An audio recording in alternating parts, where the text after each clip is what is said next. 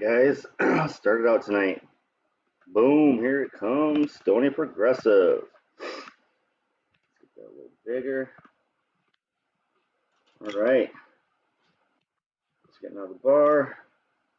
Hopefully everybody's got a little something. Out of flour myself, so guys are going to have to deal with me on the pen tonight. All right. Stony Progressive, we're going to do some big names tonight, people I don't usually do, and I don't usually pay attention to, so it's going to be a little bit of a off night for me. No flour, different names. Let's react to some things that we don't usually do, right? Get ourselves out of our comfort zone, which makes more sense than comfort box. Don't say comfort box. Say comfort zone. It makes more sense. All right. I'm going to start out today. We're going to get to Trump. We're going to get to Russell Brand. Biden. I got some winning for protests. But we're going to start out with the Kyle Kulinski video and a ballot initiative. And I have not watched Kyle Kulinski in many a year, but I thought we'd give him a shot. I thought this video popped up a lot on me. It kept popping up. I think we should give Kyle a shot once in a while. Again, you don't have to agree with everybody. You don't have to agree with anybody, but give people a shot. Listen to an alternative point of view. And that's what tonight's show is going to be about. It's a lot of people I don't usually listen to, a lot of clips I'm not used to watching, except for, of course, Biden. I'm starting to get the taste out of my mouth for that one, but we'll do it. We'll get through it. And let's start out with Kyle Kulinski tonight. This video kept popping up on my feed, and I thought we should give it a shot.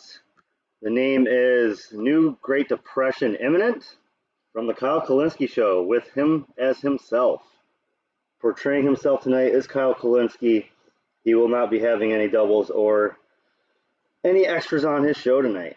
Again, I haven't watched him in a while, so this will be a reaction. Let's toast one up and give it a shot, guys. World War III. Terrifying times for everybody. Well, now I give you perhaps almost an equally scary proposition that there's now evidence of a cataclysmic, colossal, apocalyptic market crash coming and a new Great Depression. So let me go ahead and show you why one famed investor is fretting about super bubbles. Super bubbles. Okay. Let's go to the article here. One of Wall Street's most influential voices, the British investor Jeremy Grantham, sees an asteroid steaming toward global financial markets. His term for what he sees as a growing threat to U.S. investors is a super bubble. If an ordinary bubble involves an irrationally exuberant gain in the price of some asset, a super bubble is when the cost of several assets all head into orbit at the same time, and this time it's going to be a doozy. Quote, for the first time in the U.S., we have simultaneous bubbles across all major asset classes, Grantham, a co-founder of wealth management firm GMO, said this week in an analysis. Over the last 100 years, the U.S. has experienced 3 previous super bubbles, according to Grantham. The crash of 1929, which triggered the Great Depression, the dot-com meltdown that began in 2000, and the housing bust that precipitated the 2008 financial crisis. Japan also had two super bubbles in the 1980s when the country's inflated stock and real estate markets crashed, he said. Red flags. Exhibit A in Grantham's case that the U.S. now faces a 4th super bubble, housing prices. After jumping a record 20% in 2021, housing prices are through the roof, even eclipsing the last real estate crash. Exhibit B. Investors have yet again forgotten a key lesson from past financial crises. What goes up must come down. The vast sums of money flowing into meme stocks like AMC and GameStop, cryptocurrencies, non-fungible tokens, that's NFTs, special purpose acquisition companies, and electric vehicle makers are a classic sign of bubble thinking. As Grantham put it, we have the most exuberant, ecstatic, even crazy investor behavior in the history of U.S. stock market. Exhibit C, fewer and fewer equities, usually blue chip stocks, perform well, while a growing number of speculative stocks do poorly. That trend, also visible in 1929 and 2000, may be due in part to market blindly marching off a cliff. In this scenario, confidence first starts to erode for riskier assets. We're seeing that right now with crypto, for example, and like Netflix and Peloton, and then eventually dominoes into healthier stocks as investors race for the exits. Economists such as Hyman Minsky and economic historians including Charles Kindleberger have shown that while individual bubbles have distinct features, they follow a similar cycle. Some catalyst, like the emergence of the internet in the 1990s or the kind of financial innovation that fueled demand for mortgage-backed securities in the 2000s, opens new opportunities for institutional investors to get filthy rich. A bottom ensues as investors pile in. Gripped by fear of missing out, businesses and consumers alike get drunk on debt and bid asset prices up even more. But as the bubble expands even larger, some event eventually brings the merry-go-round to a halt, such as the 2008 bankruptcy of Lehman Brothers. That was the catalyst for the broader crash. And panicked investors sell whatever they can to offset their mounting losses. Pessimism is on the horizon.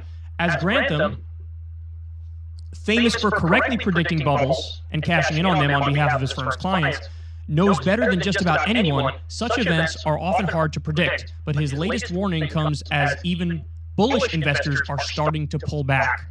After reaching new heights in 2021, the stock market is now wobbling, driven by a sell-off in technology companies, which entered correction territory this week. The S&P 500 has fallen 7% so far this year. Companies that until recently were the darlings of investors, including Netflix, Peloton, and Tesla, are hitting a wall. In the broader economy, inflation is rising faster than it has in nearly 40 years, straining Americans' budgets and weighing on economic growth. The Fed is moving, possibly too late, to lasso runaway prices by signaling its intent to raise interest rates at least 3 times this year. I'm not sure why he took down the clip. That's kind of odd that he would take down a clip of what he was reading and just read with his picture, not showing the article anymore. Kind of peculiar, if I would have to say. It's a little weird. But the greatest risk, as in all bubbles, is that a critical mass of investors finally wakes up, said Grantham. Quote, when pessimism returns to markets, we face the largest potential markdown of perceived wealth in U.S. history. The largest markdown of U.S. wealth in U.S. history. That's terrifying. That is terrifying. So, there's a million things we could say about this. Let's start with this basic fact. In our current economy, the way it's constituted, when times are going well, it's privatize the profits, socialize the losses. So in other words, when the wealthy are doing really well, they don't really take along the bottom 90% for the ride. But when there's a giant market crash, everybody gets hurt. Everybody gets hurt. So like, many in the top 10% would get hurt, if not wiped out, as we saw in like 2008, for example. That top 1% is maybe recession-proof to one extent or another. But the bottom 90% would also get hurt, even though they don't come along for the ride for the good times. In the bad times, everybody gets hurt, and you would have even more, mass layoffs, for example, pay cuts, and things of that nature. And it appears like the chickens are coming home to roost. Look, this shouldn't be surprising to anybody. And one of the main reasons is we've had this decoupling of the stock market from the broader economy. I mean, this happened decades ago, but it's gotten worse in the modern era, where how could it be that, wages are stagnant, workers have been getting screwed for a really long time, but you have the price of assets, like the price of homes, for example, has gone up and up and up and up at a tremendous clip. How is that possible? Well, Richard Wolff argues we've had inflation all along, but it's in things like housing. That's where the inflation is. It's in the stock market more generally. That's where the inflation is. And this is in part because the Fed has pursued this policy of basically backstopping the stock market. And started in 2008, it was put into overdrive during the pandemic. I mean, the Fed was pumping $1 trillion a day into the market, at the height of the pandemic and the original lockdown, and they started buying corporate debt for the first time in U.S. history. So you look at the current situation, and part of me says, hey man, we're out of tricks here. We're out of tricks. And the next time there's a crash, especially if it's a super bubble and you have every major asset, the bubble pops at the same time, what are we going to do in response to that? How are we going to respond to that? How do you avoid the pain, the suffering, and the hurt that goes hand in hand with that? Particularly for the working class, how do you do it? So part of me thinks we're out of tricks, and when this bubble bursts, there will be phenomenal pain equal to or worse than the Great Depression. But then the other part of me thinks they're going to find a way to reinflate it yet again, because they've done that every step of the way so far. 2008, they reinflated it. The coronavirus crash, they reinflated it. So what are they going to do? Are they just going to do the same thing this time? But here's the problem. I think the pervasive view among elites is that big spending is leading to inflation. Now, that's a dubious claim. We've gone over it 1,000 times, but 60 or even 70% is the new number of inflation is due to corporate greed, where they're taking advantage of the narrative and the panic that there's inflation and they're just raising prices when they don't have to. It's that, it's a supply chain crisis, it's monopolies. So there's a number of other reasons for inflation, but the pervasive view among elites is that no, it is because of big spending. So if you have a situation where it's a super bubble and the bubbles burst all at the same time, I think the government, and maybe even the Fed, but I think the government is going to be hesitant to do more big spending, fearing that, hey, if we do more big spending, this is just going to make inflation worse, and we're not going to be able to dig ourselves out of this crisis. And if that's the case, oh my God, you better buckle up. Because that would be a worst-case scenario. That would be embracing austerity politics at the very last moment that you can embrace austerity politics. And the pain and the suffering would be historic. It would be absolutely historic. And we're starting to see everything is unfolding now. So the market is down. Yeah, I mean, a lot of hits on this one. How's Kyle doing nowadays? Like I said, I'm not even subscribed anywhere. Almost 1 million subscribers. Good for him. He's taking off for some reason. Getting to spouts with, people he used to be friends with, and not really knowing whose side he is on anymore. But looks like he's still trying. We kind of gave him up in this household, but looks like he's still trying. Still doing something out there. Doing well, I guess. Almost 1 million subscribers. He's beating Jimmy even. But he bores the pants off of me, so let's stop with that. Bye, Kyle. Hard Lens Media has been doing ballot initiatives and kind of sticking with our show. I was going to maybe do clips, but today I just wanted to, yay! I just wanted to do a pop-in with Hard Lens Media. Ballot initiatives are going to do state by state, just like I'm doing Congressman takedowns. They're doing the ballot initiatives. Let's all we can to build a better future. Kira, you got a story from people. What is going on in the state of Missouri? I got like a monster story here, you guys. So I will try to keep it gripping. All right, so we are traveling all over the United States to the several states. I think 23 off the top of my head who are ballot initiative states. And today we are going to the great state of Missouri. Yeah! So I got most of this information. Of course, I did some other research, but I got most of this information from ballotpedia.org. You can certainly go there, get more details. And if you live in the state of Missouri, please listen up. If you hear something that really gets your goat and gets you angry or gets you excited and inspired, I highly recommend taking action. And that action can be as small as calling up your state legislatures and letting them know that you support certain legislation or you're against certain legislation so that they know where you stand. Kit, I know that when we were doing Wolfpack activity back in the day, a lot of the planning meetings, we would talk about how many phone calls it actually took to have a legislator listen to your point of view. And I think it was like 6 or 7 phone calls. 6 or 7, yeah, talking to your state legislature. Folks, this is very important. You can talk to your, obviously there's corruption at the state level too, but you can talk to your state legislator. You have far more access to talk to your state senator and state house representative better than your federal legislature. We proved it. And it takes 6 or 7 phone calls about the same thing in the same, obviously the same position, to actually have them start to take action in some way for or against that legislation. So it doesn't actually take that much. If you have 5 members of your family that would make a phone call with you, that would be massively impactful. So just keep that in mind. It's not that hard to actually make something move, but you have to take the initiative. So speaking of initiatives, here we go. You guys ready for this? Buckle up. Okay. And Kit, anytime you want to jump in, just jump in. So the requirements to get an initiated constitutional amendment certified for the 2022 ballot in Missouri. One of the reasons I picked Missouri, guys, is because we are going to be doing a Stony Progressive ballot initiative of their legal laws. They have some things going, and I don't have my states with me, but they are one of the 22 states that are going to have ballot initiatives covering some legal or other types, so medical, pharmaceutical of some sort. So yeah, we will hit them soon. And I thought we'd check out how Hardlands Media does their ballot overview.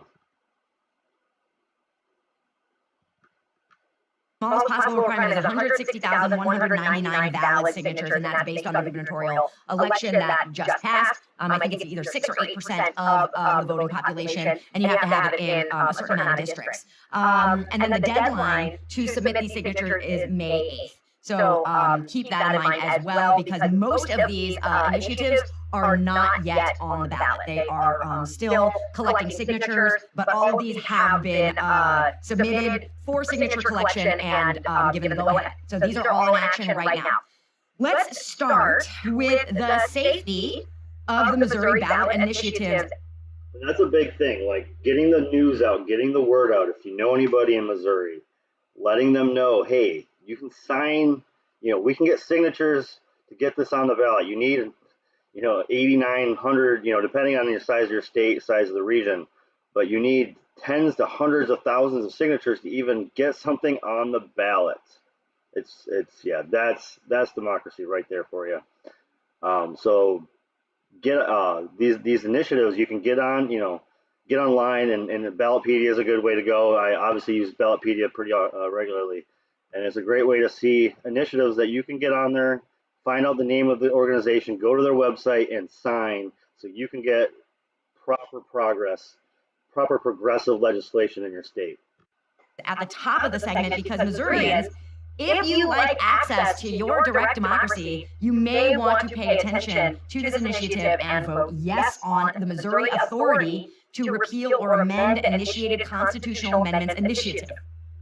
This would require any amendment adopted or section added and adopted to the Constitution by voters of the state of Missouri through a voter petition amendment process to only be amended or repealed in the same manner in which it was originally adopted. What does that mean? That means that the state legislators do not have the ability to strike down a law that had been voted directly in by voters. Oh, wow. Right. That's pretty good. Yeah, no, that's really, really great.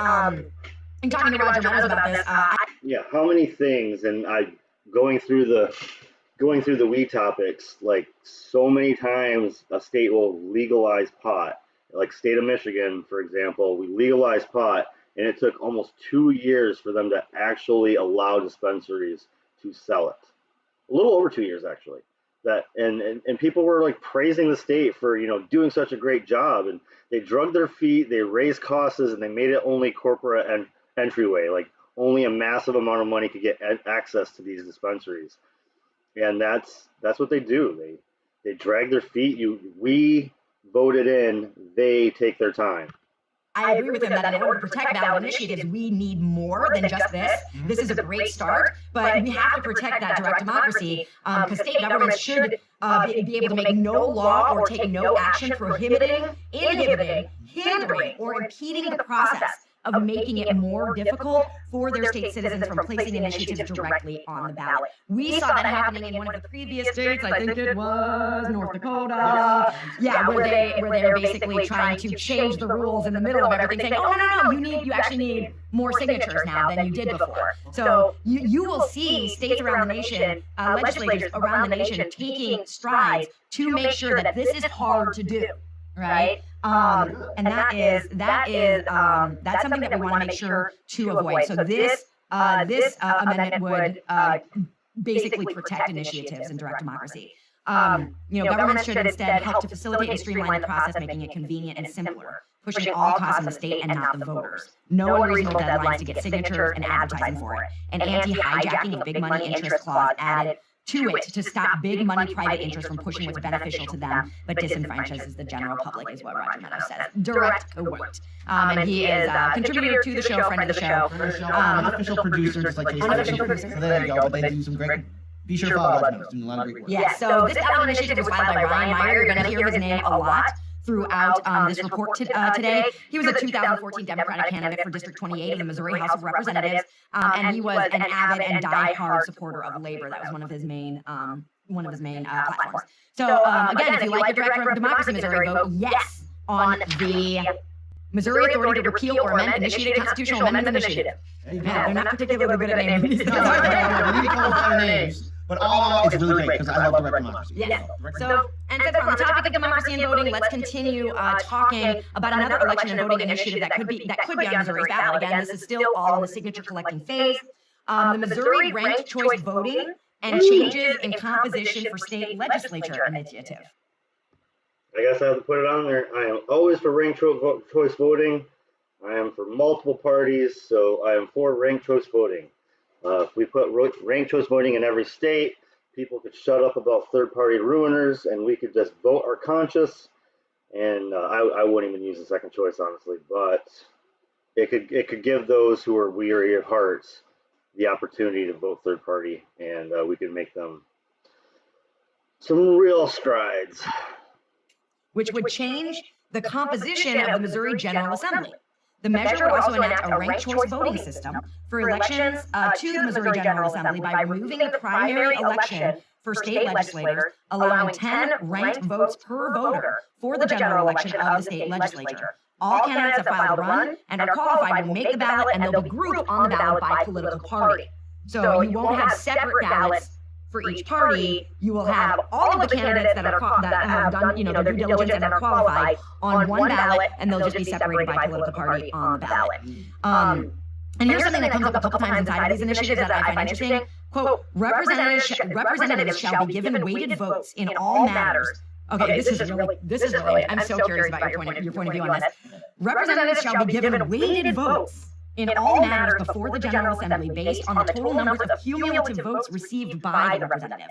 The value of the weighted vote is determined by dividing the number of cumulative votes received by each representative by the number of cumulative votes received by the representative with the lowest number of cumulative votes. So I am reading that like some votes have more weight depending on how many votes you get in the election. And I'm guessing it's if you got voted number one in the ranked choice voting, right? Yeah, that's how it works in ranked choice voting. Whoever's obviously number one, but then if whoever your other choices were and they couldn't make it, then you put that a vote for either third place or second place in order to fight for a follow-up or whoever gets the final nomination, right? And whoever had the more of the cumulative votes of being ranked number one, they have more weighted votes. So let's say you get 10 votes, and I get 5 votes, and my 5 votes are the lowest amount of votes that anybody got, but I still getting voted in, that is. But then what they would do is they would divide 10 by 5, and your votes would count double. Yeah. That is how I'm understanding this. I'm so curious what that would actually yield. Well, see, the thing is, like, there's a couple ways to look for a populist candidate, that'd be great, but if you're like stuck in a two-party system and that person gets double votes, what that does is, well, just it causes favor that maybe for a candidate that you don't want to still get into power. Yeah. See, because like take for this is a different subject, but what happened in 2018 when Ginger Jetson was running to a social alternative in Minnesota. Did anybody understand that? That was so confusing. It's like a calculus problem mumbled to you by a drunk teacher. Like, what? and obviously she was I running don't know what that for was. national council. She was being successful in ranked choice voting for the city council. But what happened was the Democratic and Republican parties, the candidates, were working together, and finally, so they could all work together and get whoever it is, be it Democrat or Republican, will beat the socialists. At least with ranked choice voting, they're outed like sorry. completely. You know, they're outed 100% as being the same party, the Republicans and the Democrats. So yeah, you know, I do think that ranked choice voting is definitely a way to go in making sure that we can break out of this system, because as it stands right now, we're all. It's a step to help. It's a step to cut out propaganda. That whole third parties don't count. It's a step to help, and it can maybe move our elections faster. It could help. I mean, just we need more, so much election integrity. There's 30 countries that do democracy better than us, and we're supposedly the shining light of democracy. So we need to step our game up. We need to have election integrity, and we really need to have nationwide like symmetry. Like each state shouldn't be completely different. It should not be. I mean, I know there's the whole city versus state, but every state has rural. Every state has massive rural.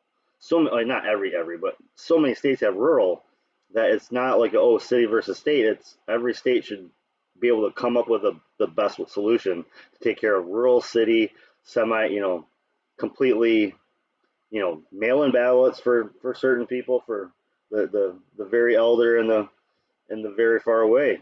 I mean, there's got to be a better system. Blockchain maybe. Voting for we're not. Most people are voting for the lesser of two evils, and it's obviously not working out well for us, But I am curious about this whole idea of cumulative votes. And then and then Phenomenal Mysticism made a note that that's why they keep increasing the number of petitions required to appear on the ballot. In Missouri, they say it's 150K petitions, but corrupt lobbyists will try to increase it. Yep. They will. They'll just make it harder and harder. So this idea of weighted votes for legislators also pops up in another initiative, and it's the Missouri Designated State Legislative Proxies Initiative. It's amazing. Which Missouri is just a wild state, man. Which would allow voters to submit a form to choose a proxy for state representative and state senator no more than once per calendar year, and would weigh votes of state representatives and senators based on the number of voters that designate the legislator as a proxy on all matters except for a governor veto override. The value of the weighted vote in the instance is determined by dividing the number of proxies held by each representative or senator to the person who has the lowest number of proxies. So once again, basically, say you're a legislator in a different. So that's some interesting weighted voting, and I honestly, it does feel like calculus at speeds. Like I know I'm watching this a little speed too, but that's some I don't understand what their theory is of the weighted voting, I guess. I would have to see it. I'd have to be able to write it down and figure that one out, because that's some really interesting rank choice. Usually rank choice should just be if your candidate is on the bottom end and has no chance of winning, you get all the second whoever they put for their second gets all their votes, and that's a really basic way of it. And Missouri's trying to make it so confusing. Maybe they're trying to scare people out of the idea of ranked choice voting, or they hear ranked choice voting and go, wow, that's super complicated. It doesn't have to be. But that's what they're doing there. In Missouri, it looks like that's their direction. Craziness. Well, sticking with elections, let's check out our Stony Progressive takedown today, guys.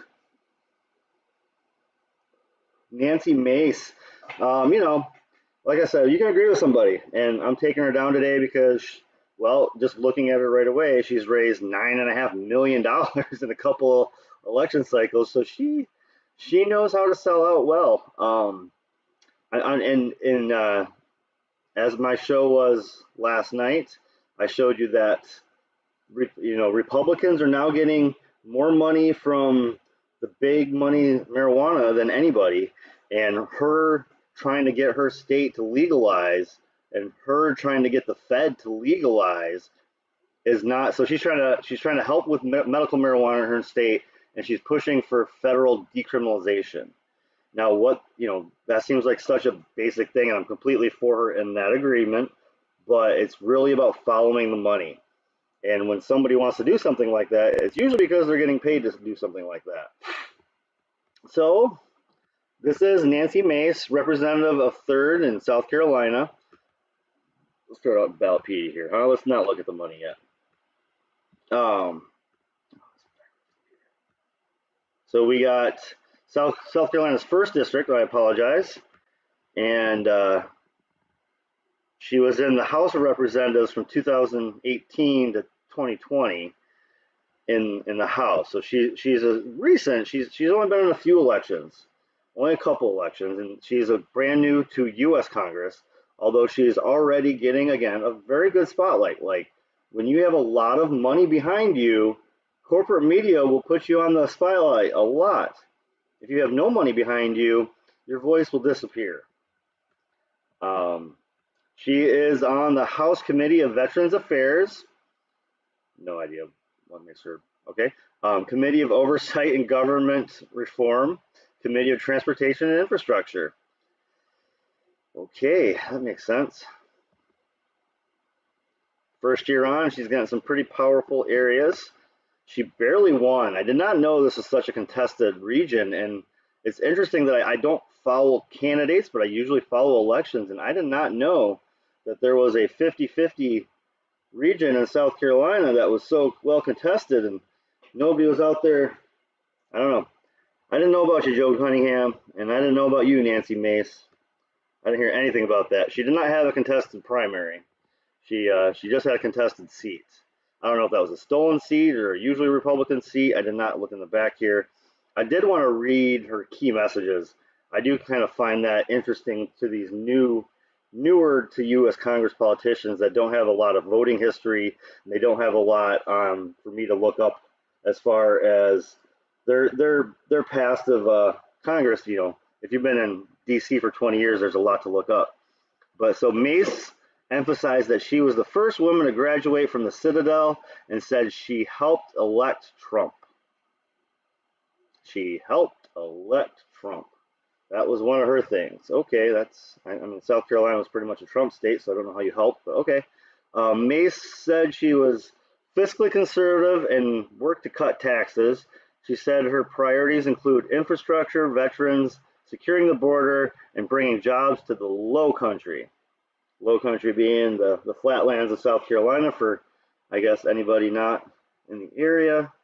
Mace criticized Cunningham, who was the Democrat she beat, by saying that he voted with Nancy Pelosi 90% of the time. I will put money that she votes with McCarthy 90% of the time. I guarantee that. I guarantee that. That his vote to require transgender equality in the military would close Paris Island, and that he knelt to the mob after riots in Charleston. She's talking some major locale thing there. That must be some, I don't know, Ballotpedia added some very local stuff here, I guess. Thank you. And she won her region and state primary in the state back when she was there for a term quickly and easily. So she is a Trumper. That's what she ran on. That's what she's proud of. She is a Trumper. She raised a lot of money for herself. She raised a lot of money for herself. She did very well. $9 million in a couple cycles, in seats that you don't need that kind of money. So yeah, Club for Growth. I think I've said this. Almost every Republican intro PAC is Club for Growth. They are a stay right, we'll keep feeding you right-wing PAC, funded by some of the bigger billionaires, and they get into people early in the careers, and then they disappear. They don't want to be hands-on for too long. She also has two women's PACs, the Winning for Women and Value in Electing Women PACs, which is just, again, I'll just say it, it's a conservative PAC built to help diversify their just white old men persona. That's what it is. It's finding people that agree with them and giving it a different face other than the same old boring white face that we've seen. So, yep, that's what that shows. That's a lot of money, though. She has raised a ton of money. That is a very lot of money. And then all sorts of PACs, just like Koch Industries. There we go. There's that Jewish Coalition. So many PACs. Marcus Foundation. So she is a big money person. She has not done anything grassroots. This is all big money, big groups, big pushes. Now, I knew nothing about her until I found out she was trying to push for federal marijuana. So I wanted to find out a little bit more. Let's listen to her speak again. Rise today to bring a very serious light to what appears to be a seemingly lighthearted subject. As the world prepares for the Olympic Games in Beijing this week, I rise today to denounce the Chinese Communist Party and its worldwide panda propaganda campaign. From the COVID-19 fiasco started in a lab in Wuhan to China's cover-up to the ongoing genocide against the Uyghurs. Whoa, she can say that on the House floor, but I can't say that on YouTube.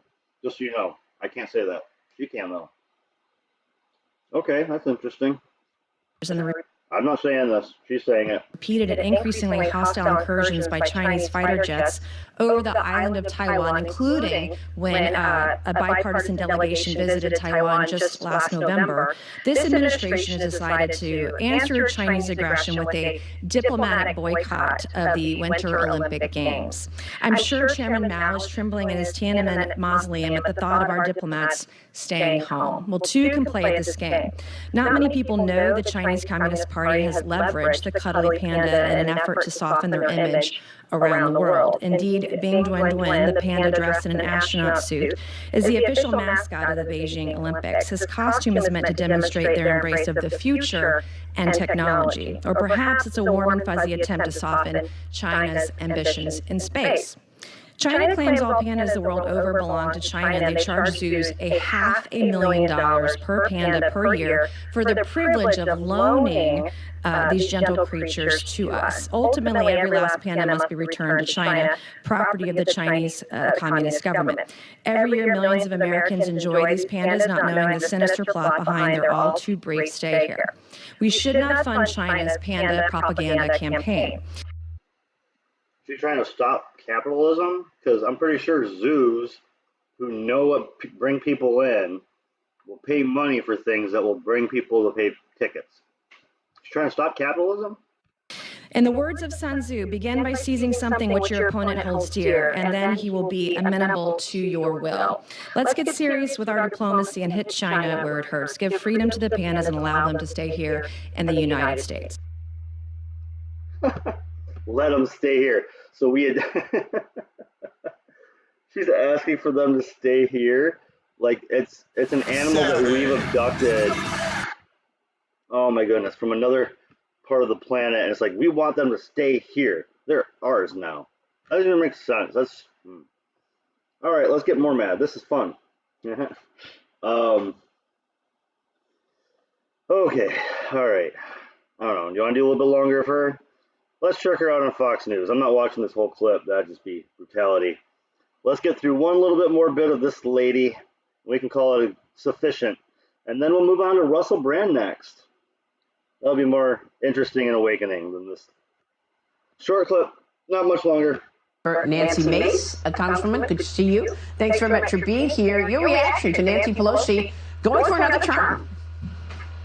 Right. Nancy Pelosi might get reelected in her gerrymandered district this coming year, but she's not going to be Speaker of the House again. Her gerrymandered district? It's the city of San Francisco. That's like it. It's like the peninsula of San Francisco. She's part of that peninsula. There's no coming from South Carolina and North Carolina, where Republicans have gerrymandered the living crap out of everything. That is hilarious, because North Carolina is like the most gerrymandered state there is. So you're right next to it, and South Carolina's follows suit pretty well. And because Republicans are going to win the majority this year, and if she wants to be the minority leader next session, I guess she and the Democrats can make that decision next year when we rule the House. Well, Well, let's talk about that, because when you look at her district in California, it's a mess, Congressman. I mean, the crime spikes, the smash and grabs, the boxes on the train tracks, just really, Governor Gavin Newsom said it looked like a third world country, and it does. Why is it that we don't see any accountability for her own district? You say she may get reelected in her own district, but what has she done for that district? What has the left done for the American people over the last year? Because it's not just Nancy Pelosi's district that's suffering. It's every city across the country has seen a massive spike in crime. We've seen that, on the streets of every major city in the U.S. over the last 2 years. We've seen inflation skyrocket. And everyone's worried about the border of Ukraine, but no one seems worried about the border, the southern region of our country, where we had almost 2 million apprehensions this year of illegal immigrants. And I will tell you, I sit on oversight as well, and we had one hearing on the border last year. And guess what? It was about the northern border, not the southern border. So I would tell you, if you talk about the border for more than 20 seconds, I automatically consider you a moron, and I don't need to talk to you anymore. So we're done with her. The border is such a stupid. Okay, if you talk about the border, abortion, I don't know. There's just certain topics that are just mute. I don't fucking care. You're stupid if you keep talking about them. They're not the most important topics anymore. You need to move on. And she just mentioned, she is drilling home just bipartisan bulk, she is just a tool of the coach or something. Screw her. God, what an idiot. The border, the crime in the cities, the border. Nope. Not wasting my time with that anymore. Thanks for trying to decriminalize pot nationwide. Good for you, but that was an idiot. Talk about the border too much. You're not as smart as you think you are. All right. So, I have seen them in clips. I've seen them in bits. I have not watched one of these yet. Ever. This will be my first go at a full clip myself. And this is going to play an ad, of course, right? It's going to play an ad. Let's give it out for a Russel Brand clip that I've never done before and never watched before. So this is going to be reactionary.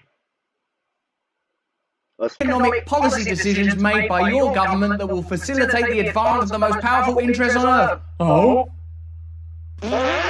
Hello there, you 4.7 million shimmering wonders. Thank you for joining us on this journey towards awakening. Everybody is welcome here. All of your opinions in the comments below are vital as we discuss how a new agenda is being asserted. This is not conspiracy theory. I'm going to read you the actual facts here. I'm just using rhetoric as appealing. I'm an entertainer. Look at my cardigan. Look at my haircut. Powerful financial interests in the world.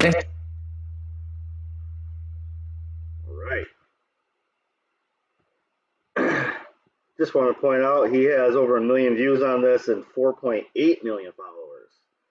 That is pretty impressive. He has built up quite a following, saying things that, his channel is too big to get taken down. So that's what's fantastic. He can actually say these things, and we do need voices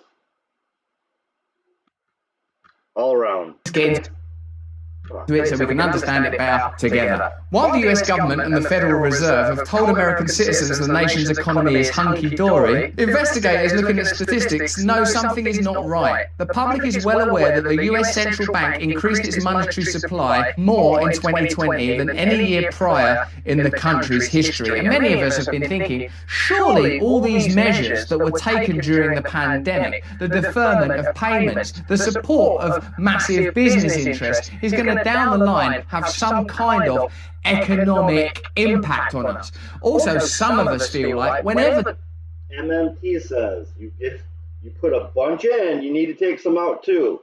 So if we don't tax the people that we gave all that free money to in 2020, then inflation is going to happen. That's literally what MMT says.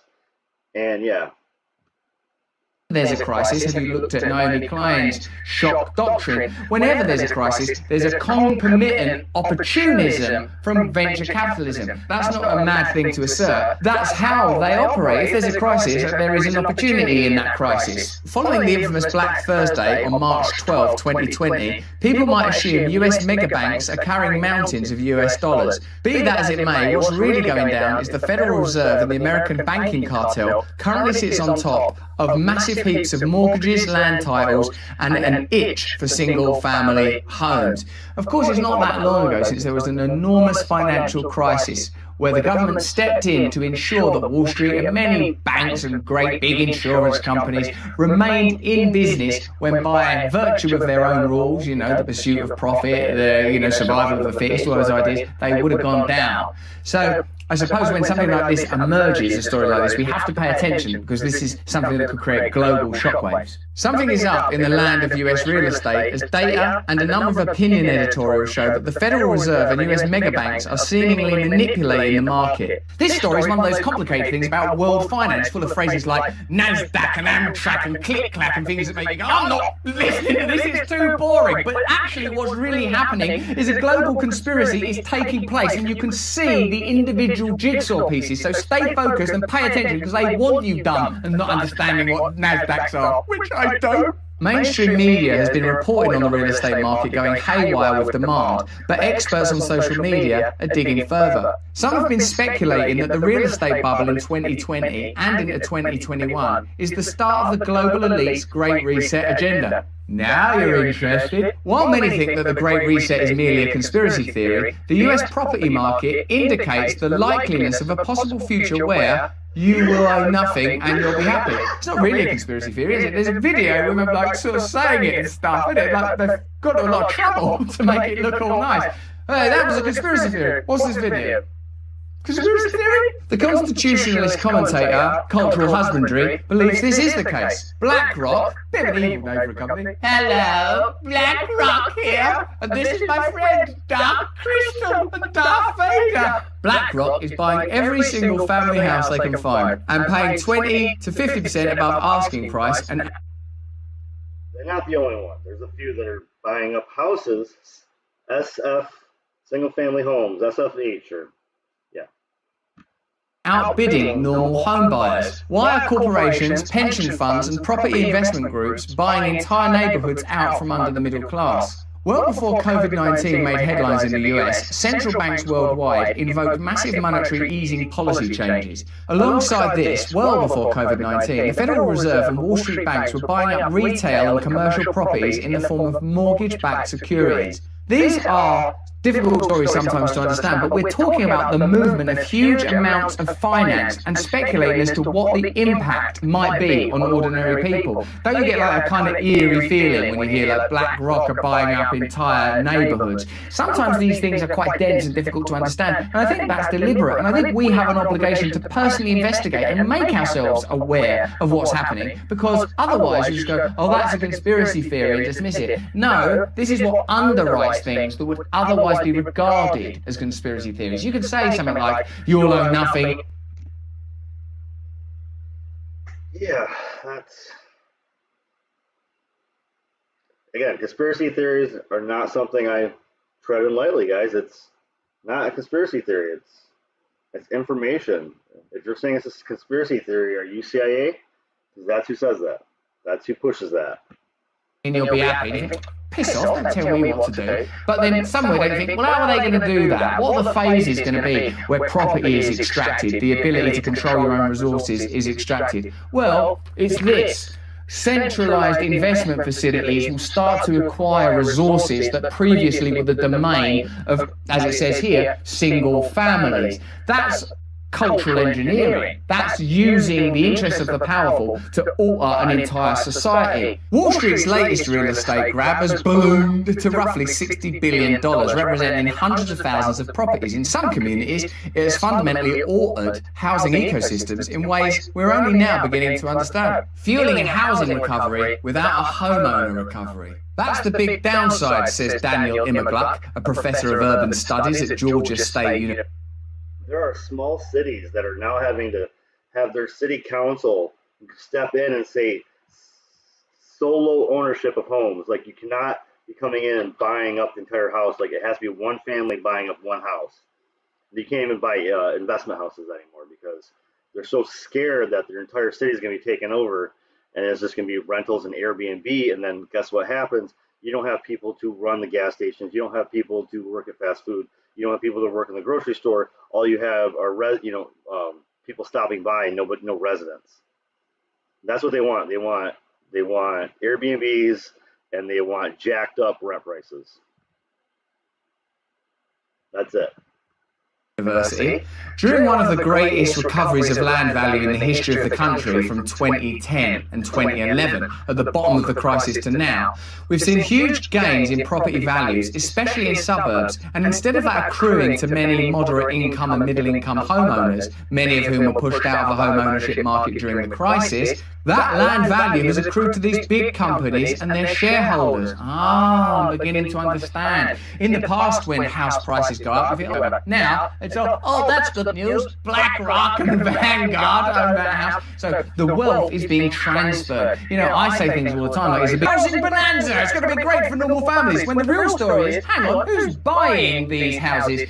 Is it actually big financial institutions, not ordinary people? Before 2010, institutional landlords didn't exist in the single-family rental market. I learned the other day that's what capitalism does. It continually looks for new markets. Now there are no new markets. They have to sort of invent them. That's why big tech is so powerful, because now the market's a consciousness itself, your head, your attention. Now there are 25 to 30 of them. From 2007 to 2011, 4.7 million households lost homes to foreclosure and 1 million more to short sale. Private equity firms developed new ways to secure credit, enabling them to leverage their equity and acquire an astonishing number of homes. So that was the last bloody crisis. There's that massive crisis that they caused. Now there's this crisis, which just happened, and now they're benefiting from that. Hey, there's a crisis. Right, back off, you bastards. A crisis will help. Now, fuck off. Throughout the country, the firms create special real estate investment trusts, or REITs, to pool funds to buy bundles of foreclosed properties, as REIT enables investors to buy shares of real estate in much the same way that they buy shares of corporate stocks. REITs typically... 2008 was a gamble by the banks. They did it on purpose. They knew what they were doing. They set it up on purpose. They literally had memos that went around so they could plan for the actual crash. And then they bought up properties.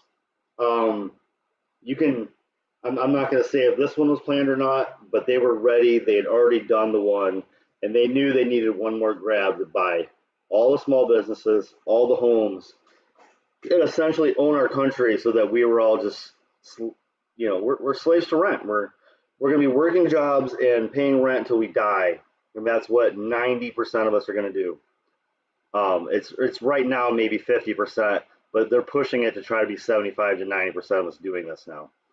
And it's not fun. It's not good for society. It's not good for our mental health, and we need to all rise up and take it out. That's what I'm saying. Target office buildings, warehouses, multifamily apartment buildings, and other centralised properties that are easy to manage. But after the crash, the unprecedented supply of cheap housing in good neighbourhoods made corporate single-family home management feasible for the first time. There's some good news and some bad news. Give us the bad news first. You've lost your family home. What's the good news? Massive corporations can profit from your misery. Hooray! The REITs were funded with money from all over the world. An investment company in Qatar, the Korea Exchange Bank on behalf of the country's national pension, shell companies in California, the Cayman Islands and the British Virgin Islands all contributed to colony American homes. So America doesn't really belong to America. America belongs to it. The Saudi and the Chinese for years now. And the Saudi and Chinese have been buying up America for years. External financial interest. The same thing happens here in our country. You look around, you see these green and pleasant lands and stately homes, but if you look into actually who owns it, it's all owned elsewhere. It's an illusion, a mirage. Even your country and your patriotism. Budweiser is owned by Japanese and German companies. Your domestic beer is not owned by American companies. Just so you know, American companies are massive in corporate power, but yet we don't own our own beer. Is a veil. So stop saying domestic. That's just crap beer. Domestic is local. get local. That is used to exploit you. By the middle of 2013, private equity companies had raised or spent nearly $20 billion on single-family real estate, and more than 100,000 homes were in the hands of institutional investors. Blackstone's Invitation Homes rate accounted for half that spending. By October 2012, as Stephen Schwarzman, the chief executive of Blackstone, said, the company was spending $100 million on homes a week. Neighbourhoods that were formerly ownership neighbourhoods that were one of the few ways that working class families could build wealth and gain stability are being slowly, or not so slowly, turned into renter communities, and not renter communities owned by mom and pop landlords, but some of the biggest private equity firms in the world, says Peter Coons, the former Los Angeles director of the activist group Alliance of Californians for Community Empowerment. The more you go into the story... Californians for Community Empowerment, that screams of bullshit. Oh, when you have to sugarcoat your name that much, you have to be full of it. The more you see what the pieces are for a dumb idiot like you will own nothing and you will be happy. No, I won't. I'm going to keep hold of my stuff. No, what happened is there'll be crises, and in that crisis, stuff will happen to you that you couldn't anticipate, and you won't be able to control it because you're a little person, and the government won't support you, they'll support the interests of powerful people. Then what will happen is they will exploit that opportunity to own more and more things, till eventually you're left with nothing, creating a more and more unequal society with a tiny, tiny elite where everybody else is just out in some barren wasteland, owning nothing, having no resources, and forced to just be pitted against one another like it's a bloody Hunger Games or something in order to survive for an oligarchy of the increasingly powerful. I think what's important here is to stay alert and aware as to what's happening in the mainstream media, where every story seeks to pit the vaccinated and unvaccinated against one another. Oh, they're the villains. They're the villains. Meanwhile, a mega corporation, in this case BlackRock, are making it impossible for ordinary people to own their own homes, fulfilling the terrifying prophecy, you will own nothing and you will be happy. And where is our attention? Oh, the unvaccinated. Oh, the vaccinated. Hey, you guys, look at those unvaccinated. They're ruining society. Hey, you guys, look at those vaccinated. They're ruining society. Hey, while I was looking over there, what happened to my house? Oh, I own that now. You own nothing. Are you happy? No.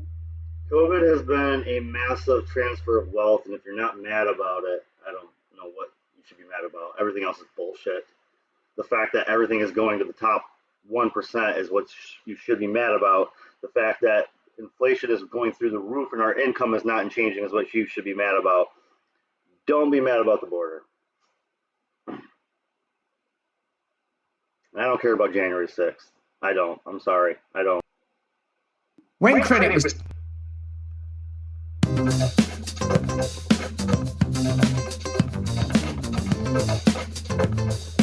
Credit was tight after the financial crisis. The acquiring firms led by Blackstone figured out a way to generate more of it by creating a new financial instrument, a single-family rental securitization, which was a mix of residential mortgage-backed securities collateralized by home values and commercial real estate.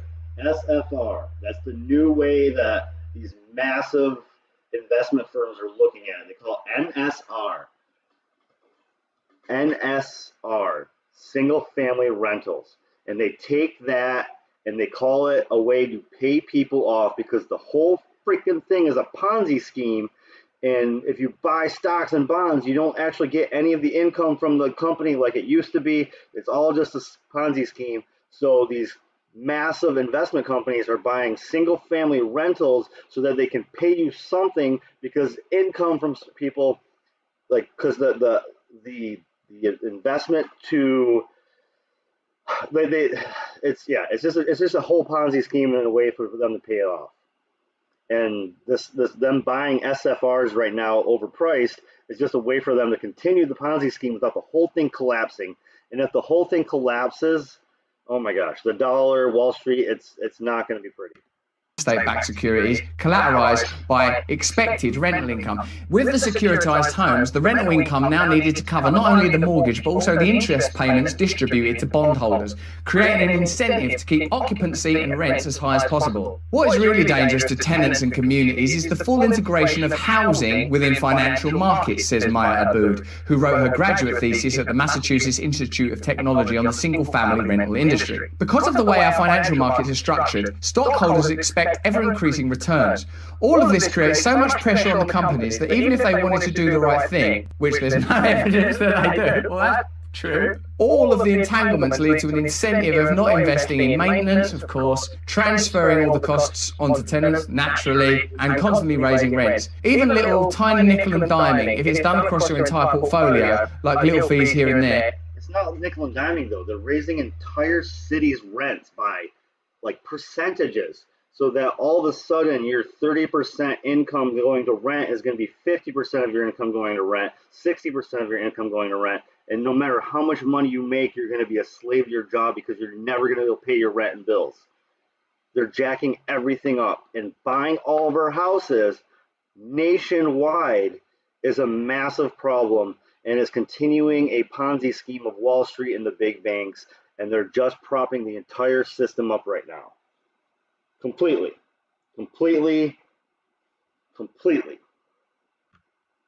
And you can model those and you can predict those, and then that can be a huge revenue source. Invitation Homes and Blackstone insist they have no impact on the housing market other than to set what they describe as a higher standard for quality across the board. How dare you! We're setting a higher standard for quality across the board rule that I run and give the profits to our investors from. So don't accuse us of that. You will own nothing and be happy. So I know there's a lot of financial density in that document, unless you're a really well-educated person in those particular areas or have a natural understanding of it. Let us know in the comments how you dealt with all of that stuff and what other similar stories you'd like to see covered. But what's clear to me is that you can make the journey from something that seems like a conspiracy theory, the Great Reset, something that seems too immoral to contemplate, but crises are exploited to generate profit for the powerful, something that seems ridiculous and unfair and reductive. The function of government is to facilitate the extraction of wealth from ordinary people and place it in the hands of elites. And you can just see, those are the cogs, those are the wheels, that's how it happens. But that's just what I think.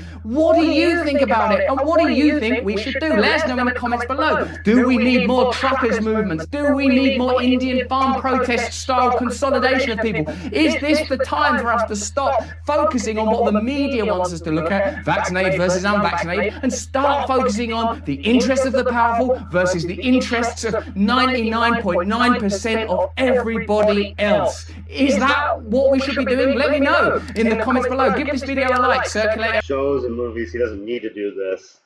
But he seems like he's more on point than CNN or MSNBC. He's talking truth, at least. I mean,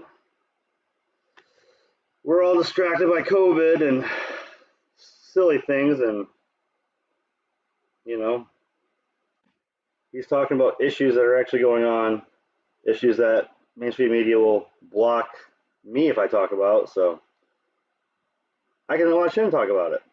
Let's see what one senile president said, and then we'll move to the other senile president. This was from today. Operating on my orders, the United States military forces successfully removed a major terrorist threat to the world, the global leader of ISIS, known as Haji Abdullah. He took over as leader of ISIS in 2019 after the United States counterterrorism operation killed al-Baghdadi.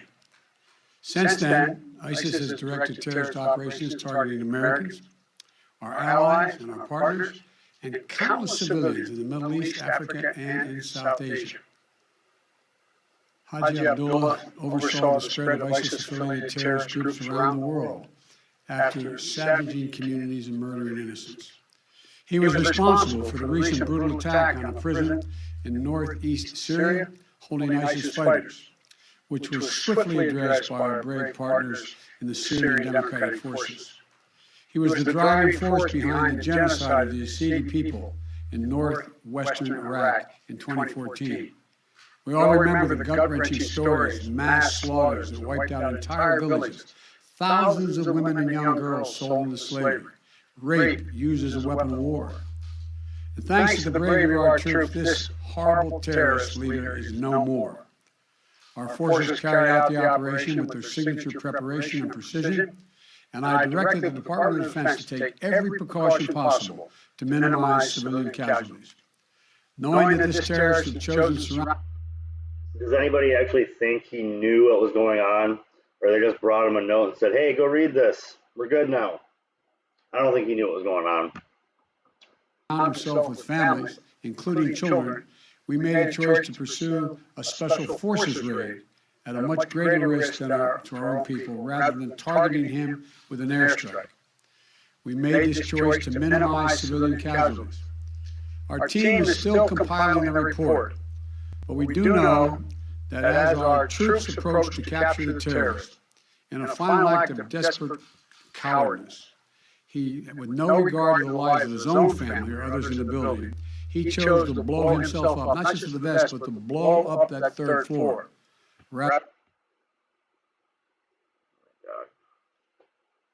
Not just the vest, but that whole third floor. Oh, he cannot improv. I sometimes feel like the sign language person's like trying to like slowly tell us all, like, stop listening. This person's nuts. Just move on with your day.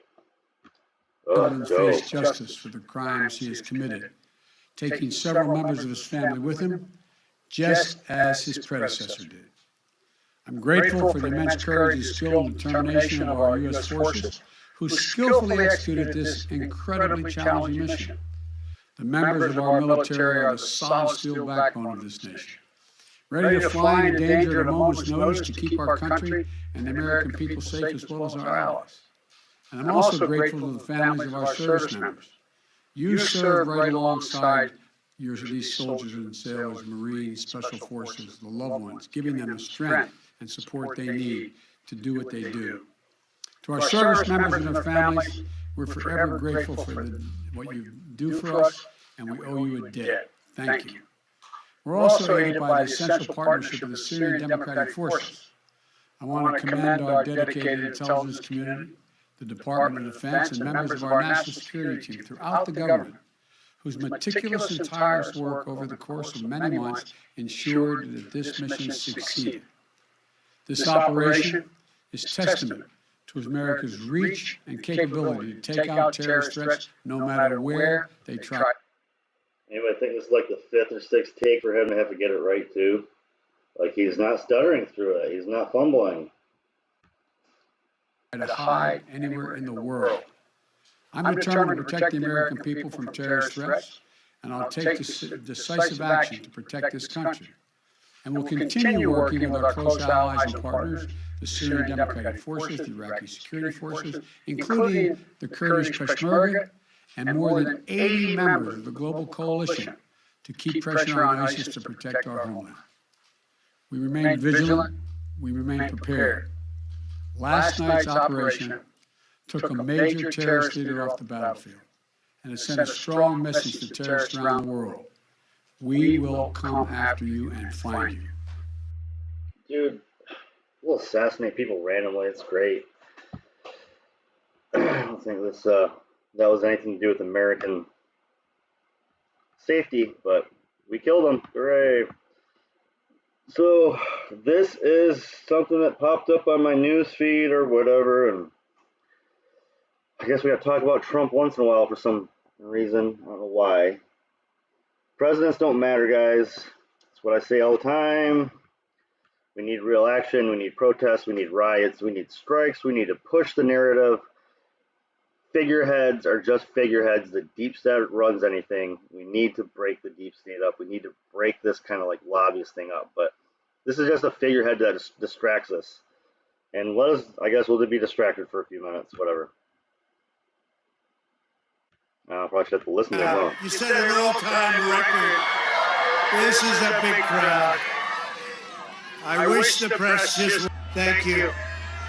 I wish that too. Look at all the media. Look at all the fake news we have. Fake news. Nah, they ought to turn those cameras back just one time. You know, they don't do that. They don't want to show the kind of crowds we get. Dude, we all know, and you've already... He's admitted that he just says things because he knows the crowd likes to hear it. Like, he admits it. So these... Why do we still care about, like... If you're...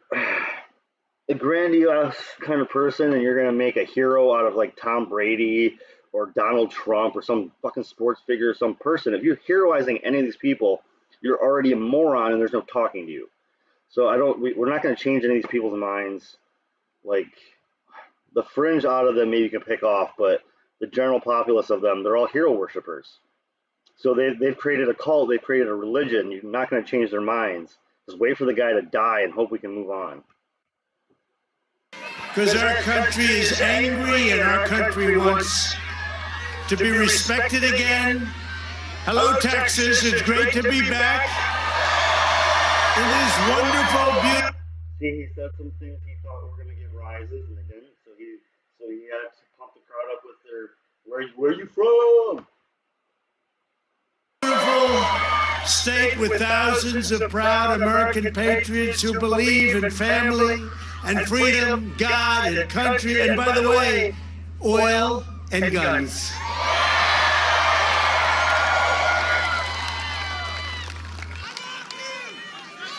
Unlike the Democrats, 9 months from now, the people of this state are going to send a thundering message to the radical left Democrats in Washington, D.C. You're going to tell them, don't mess with Texas, because Texas is never, ever turning blue.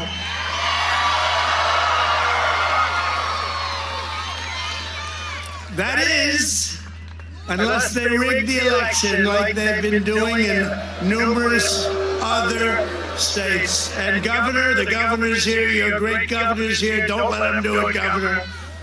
We had a great big victory in the state of Texas. Just be careful with these people, they're treacherous.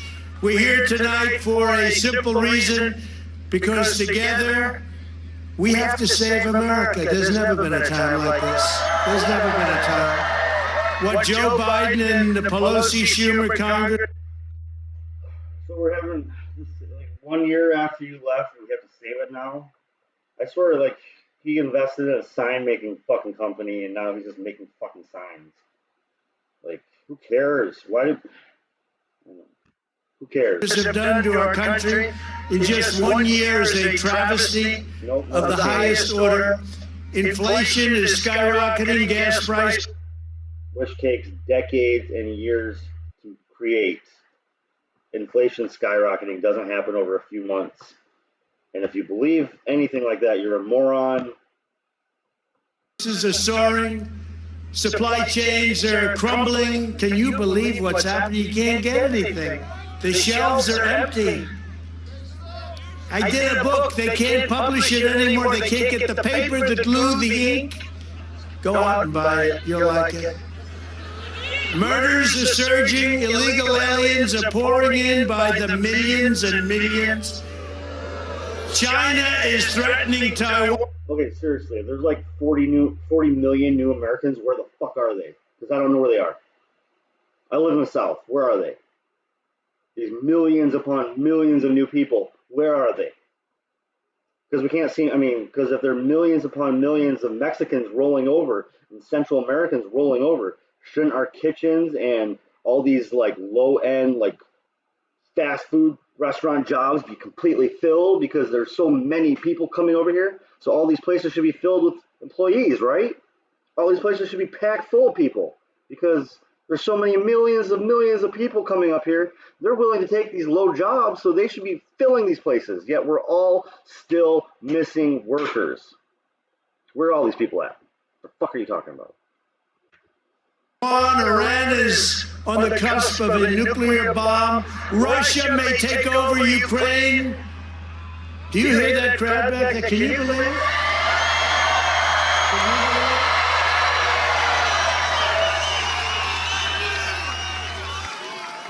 I was just informed by a wonderful local politician, this is the biggest crowd of its kind in the history of Texas. Look at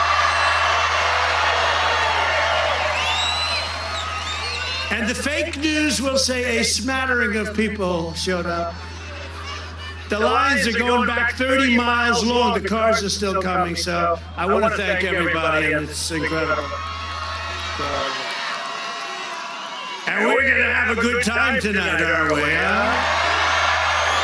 So just where would you rather be on a Saturday night than a Trump rally in Texas?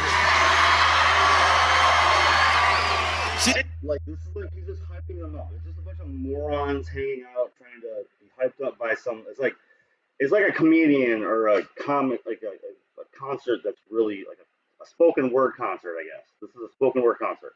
That's what this is. Okay? These people don't understand policy. They don't understand anything. They have little niches in their head, and this is a spoken word concert. Now, Biden would say, "Where there, he said, no, this is Texas."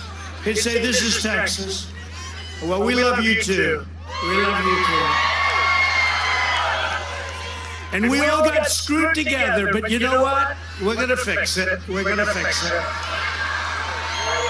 North Korea is testing at a level like never before. The way they withdrew from Afghanistan was catastrophic and image-changing to hurt our country. That was a moment that... Oh my God.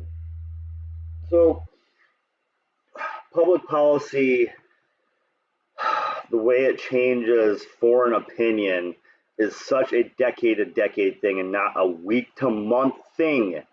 God, like monetary things, supply lines, these aren't things that change over a day or an hour. Like, none of these things change over a couple weeks or a month or a year.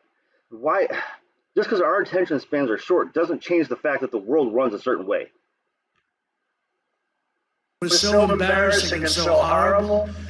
And Joe Biden's weakness and incompetence is creating a very real risk of World War III. Look at what's going on. This would have never happened with us.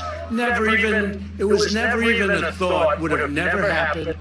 If you care about your future, your family, and your country, then you have no choice or elect. So there's nothing intelligent coming out of this.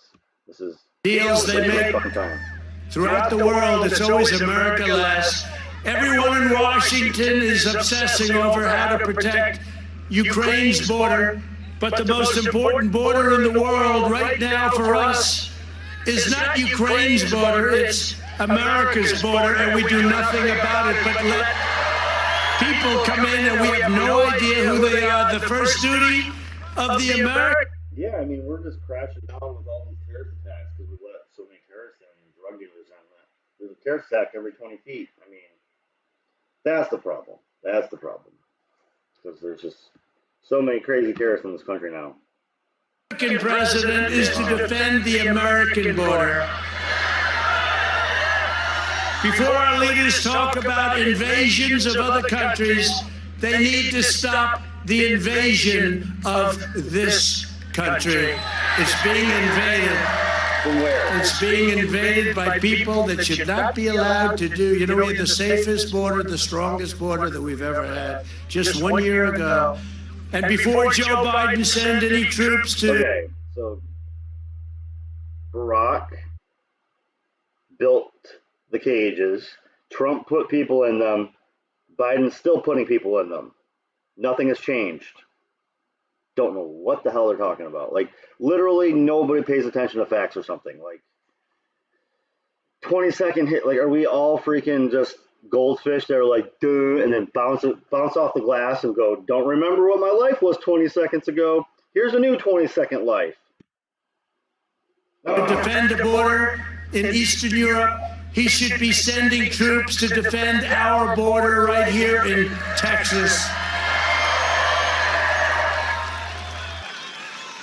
Because it's so bad, they can have these massive rallies where they're talking shit about people and they're not even doing it. Nothing's happening. That's how horrible this country is that they have tens of thousands of people in this place talking horrible things about all these horrible people that are in your... It doesn't even make sense. Like, seriously, listen to it. Just listen to it. Think about it. This is a pointless... You're not going to talk to these people. Again, you can maybe pick off the fringes, but these people are cult-like following. They don't have arguments. They just have evoked emotions from trigger words that they've been drilled into by the propaganda machines that they watch. Stop watching propaganda. Turn off CNN. Turn off MSNBC. Turn off Fox. Turn off OAN. Turn off Breitbart. Turn off any of that shit that's straight up propaganda. When I left office, we handed so many incredible things to the new administration, but one of the best was that great secure border, and it wasn't even close. Yeah, and you know what? I just got a alert. Ethereum has jumped up by 8%. That is more important than this guy. Ethereum jumped up 8%. Boom. Let's jump up crypto. All right, back to this jackass for a little while. There's never been a border like that. You saw people tell me, they said it was like we were living in a different world. It was so nice. They had never seen it. We had stopped not only the people coming in that we didn't want in most cases, or certainly in many cases, but the drugs now are surging. We had it down to the lowest level in decades. Yet under Biden, over 5 million people trespassed illegally. Did more people die of opioids in his presidency than ever in another presidency? Because we let Big Pharma give away massive amounts of pills. And no, the pharma, like when they're like, oh, the pills are coming from Canada, they're coming from Mexico, they're getting massive amounts right here from our doctors. Our doctors are giving, there's counties in this country that give out more pills than there are people. Like there's more scripts of Vicodin in a certain county in West Virginia than there are people in that county. That's the kind of shit that the doctors are doing in America. So it doesn't matter if it's coming from here or there. This is an American problem. Our pharma companies are doing it anyway. So even if our pharma companies are selling it to Mexico so that they can get traffic back here, like that happened under his watch. Just because he says it doesn't make it true. Same with Biden. Just because he says it doesn't make it true. These are liars. They're criminal liars. Legally across our border last year alone, think of it, 5 million people, and we have no idea who the hell they are or where they came from. But you'll be paying a price for years to come. This was not a minor incursion. This was the single largest mass border incursion. Probably. So he literally read that from a cue card, forgot what he was ranting on about, went off the cue card, and then had to come back and read the cue card again because he's senile, man. He's just a senile old racist. Who cares?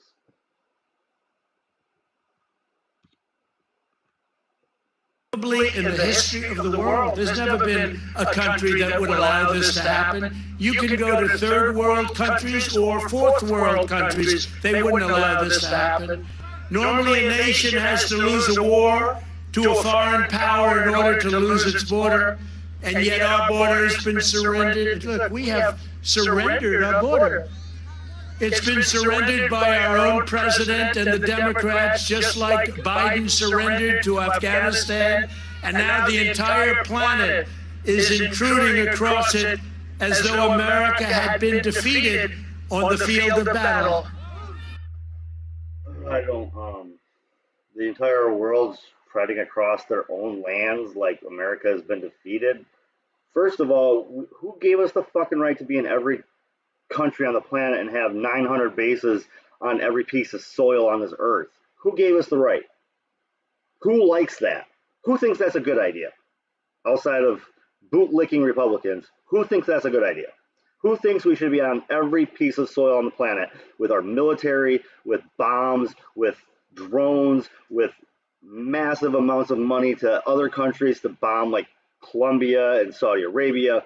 Like, who thinks that our government should be only for building a military and creating a police state? That's the only thing our government should do. Otherwise, get your government out of my home, except for the military and the police state. That's great. We love that. There's no other excuse for it. And even during the debates, nobody said that this was going to happen. Nobody said we were going to have Biden's complete abdication of duty is getting untold numbers of innocent Americans killed. On Biden's watch last year, Border Patrol saw a 350% increase in criminal aliens breaking across our border, including 1,900% more murders. 1,000. From the year that COVID and everybody's locked down to last year, there's a 1,000% increase.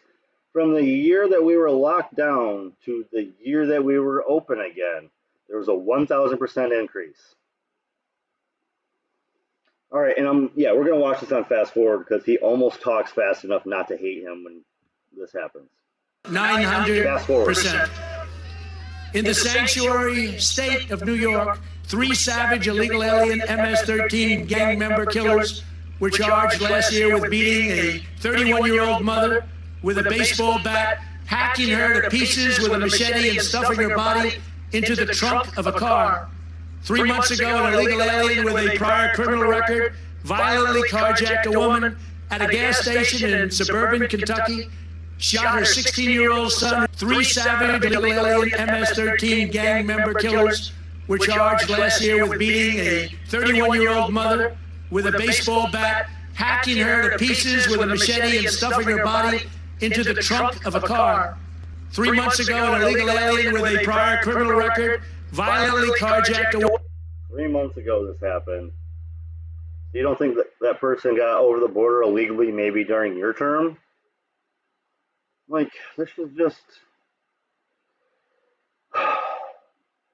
learning 2 random facts and having those be your case studies. It's just so, I don't know. Like, if it's a trend, that's like, it's like, hey, these are the 2 things and it happens all the time. There's just so many I can't even count. But if that's the 2 instances and that's what you're holding on to because you can't grasp at any other instances, it's just so bland. It's not an argument. It's not interesting. Why does this have so many views? Bad. Woman at a gas station in suburban Kentucky shot her 16-year-old son who was in the car and went on a 2-week-long crime spree of brutal carjackings and armed robbery, hurting many people right now in hospitals all over that great state. In Beverly Hills, California, the crime is so bad that rich people leave their car trunks open so the vandals and thieves won't destroy their cars when robbing them. Think of that. That's Beverly Hills. A lot of money in Beverly Hills, right? They're not so happy. You know, people have asked me, and they said, would you do it? And I said, I'll do it. I have to find it, but I'm going to do it. But it's nice to have a memory where you don't really have to read it. But let's read it anyway. Let's read it anyway. They wanted to hear the snake. I haven't done that anyway. Does anybody know what that is? And this, as you know, has to do with immigration. Do you want me to do it? So this has to do really with immigration. And it's a very serious problem for our country. We have many serious problems. We're in the losing end of every single problem. The snake. On our way to work one morning, down the path along the lake, sighed the vicious snake. She wrapped him up all cozy in a comforter of silk and laid him by her fireside with some honey and some milk.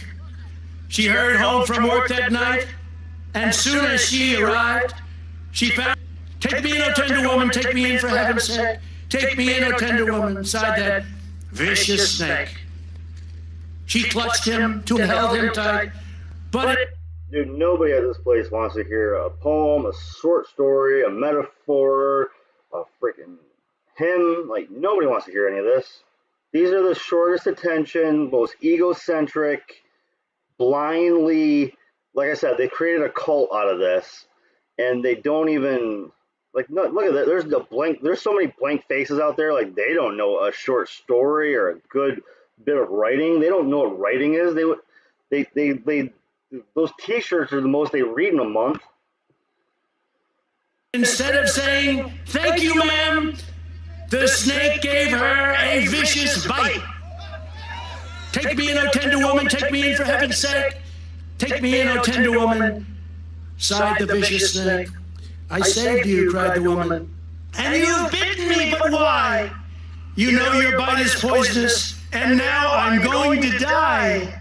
Shut up, silly woman, said the reptile with a grin. You knew damn well I was a snake before you took me in. And that's what's happening to the United States of America with immigration. I thought you meant with him. I forgot it was about immigration. I thought they're talking about him. We took him in. Or Biden, for that matter. They're both freaking the Jeffrey. They're both they're both on Pedo Island. Both Biden and Trump, Pedo Island bastards. And and Clinton, and probably the Bushes were. I think the Bushes were more New Mexico with the Jeffrey. But yeah, I mean, everybody except for Obama has proven ties to Pedo Island, and probably Obama will be leaked that he did something too. So I don't care about these people. These are just horrible people, and he can slap box all he wants. His kids are, friends with freaking, what's her name? The Clinton kids there. I mean, they're Biden's grandkids. And thank you. When Republicans retake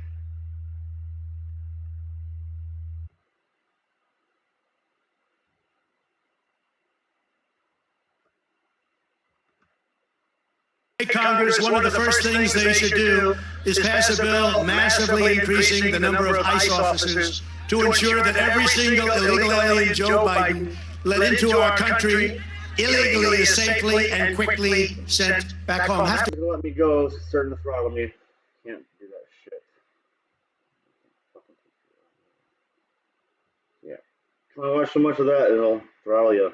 So I stick to independent news. I don't care about those people, and YouTube won't let me talk about them.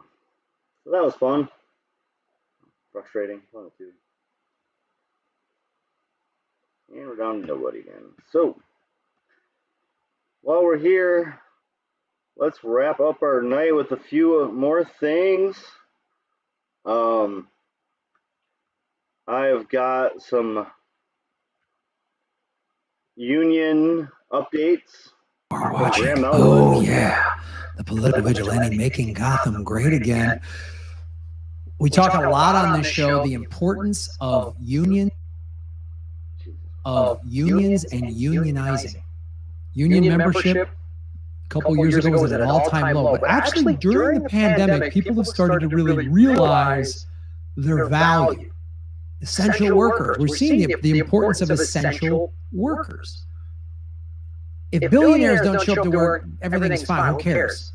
And we talked about a thing about an essential worker, like I've said this many times in the show. You can't zoom in the job of driving a truck, unloading a truck, stacking shelves. You can't zoom in healthcare. Like you can do telehealth just diagnostically, but actual hands-on healthcare, you got to do that in person, right? You can't go to, someone, even if, I'm going to have my groceries delivered, someone has to bring those groceries to the warehouse, whatever. You can't do that. One of the industries that has blown up during the pandemic was already doing great. It was gaming. Yeah, gaming was already a multi-billion-dollar global industry. Well, when the shutdown happened 2 years ago, everybody was stuck inside. Gaming, the streaming services, all that stuff went way up. So the employees at Activision formulated a union, and this story was submitted by 2 Drink Minimum.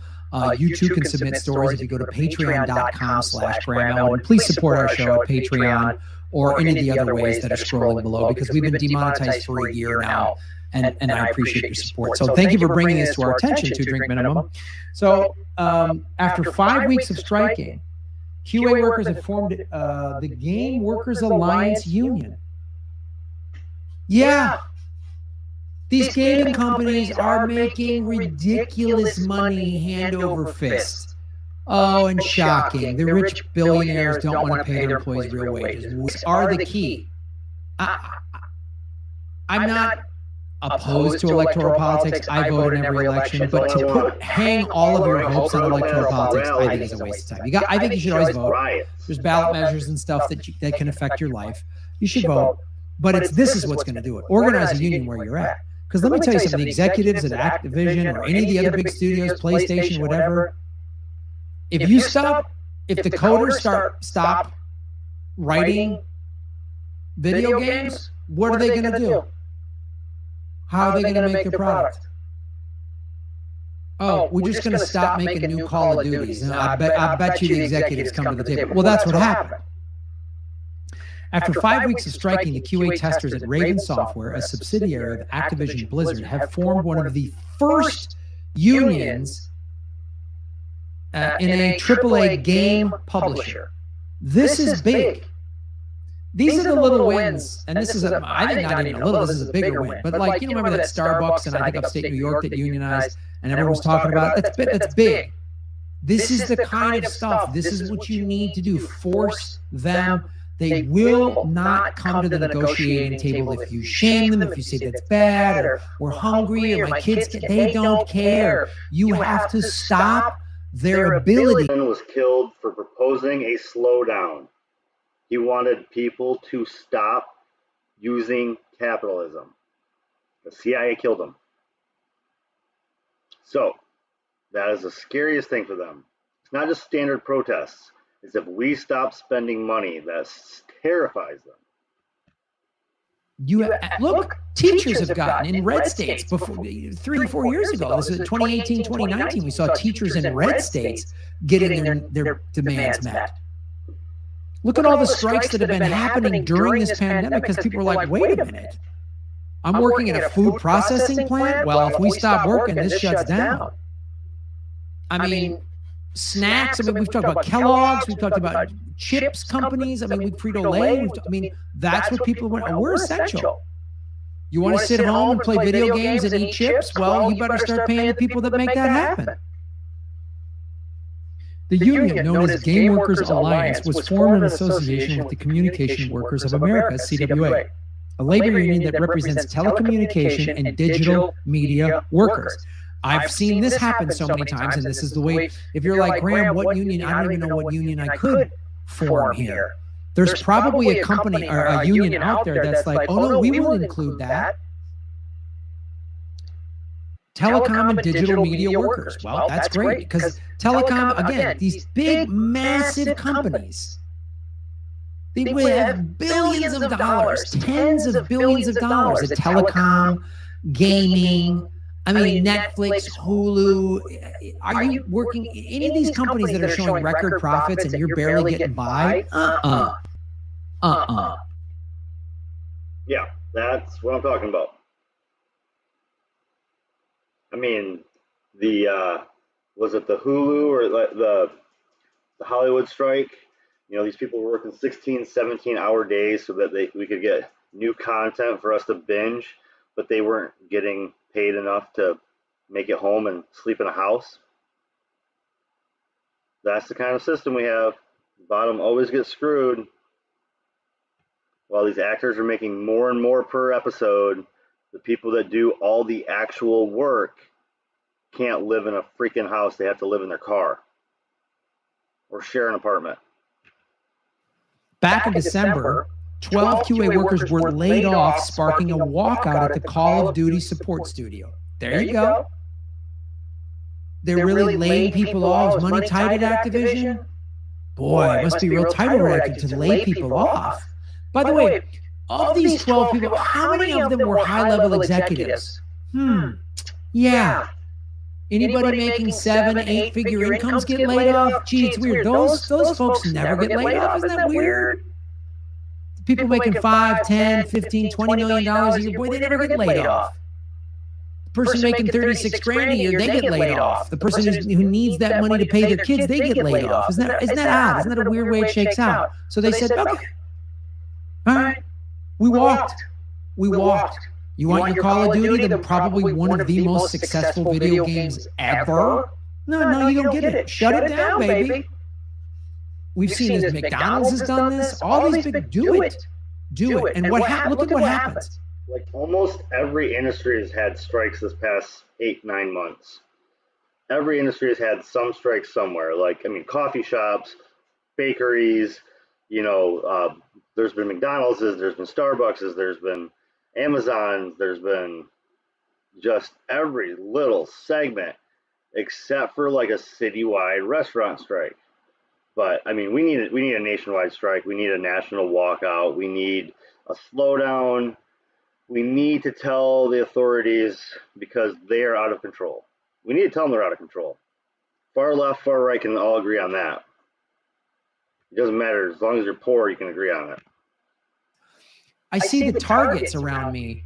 $15 an hour, opening salary, all these companies. Chipotle, $17. I mean, there's little fine print caveats, but all of a sudden they're all raising because nobody wants to work for these bullshit companies anymore. Everyone's like, I'll make my own money.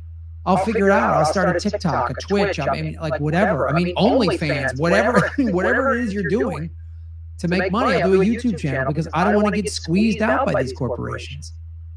I have to have multiple streams of revenue for this show because YouTube demonetized me a year ago. I did everything. I play by the rules. I do it, and I put content out there. I help YouTube generate revenue for them, and they take my ability. And watch, if you're watching this on YouTube and there was an ad ahead of it, they make money off that ad. I don't get a penny of that. So skip the ads until they monetize me again. Me too. Skip the ads. I'm sick of these big tech companies worth billions of dollars sticking it to people, screwing people over. They cost that. They have taken tens of thousands of dollars out of my pocket.